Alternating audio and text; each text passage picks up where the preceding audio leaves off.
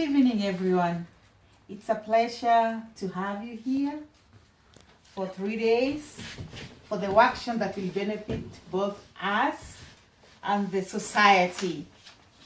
We cannot lose sense of urgency because despite all the progress we have made, HIV remains among the most pressing and urgent of global challenges. That was a quote from Prince Harry of England at the conference in Durban in July 2016. HIV and AIDS has brought us together to learn about how we can now contain and live with it. It's killing 30,000 people like every month and around 300,000 annually. That is a lot, and we need to know how to control it. Statistics by the World Health Organization carried in 2016 revealed that 70 million people worldwide have been affected with the virus.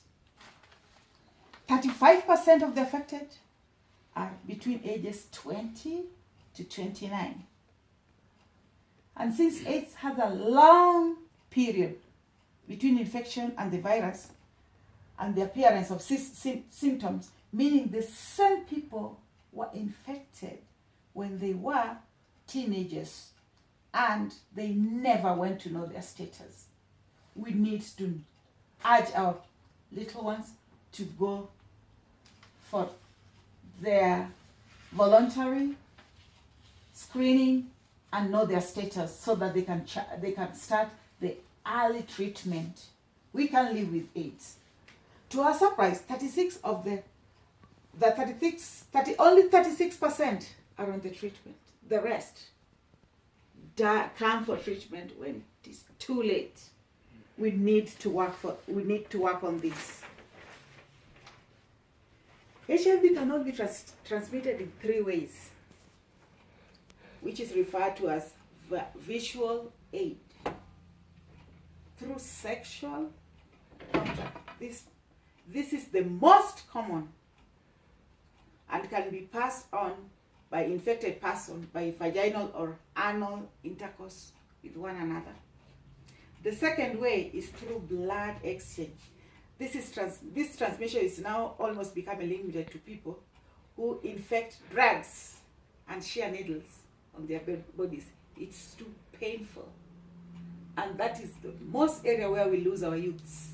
We are losing our youths through this blood infection.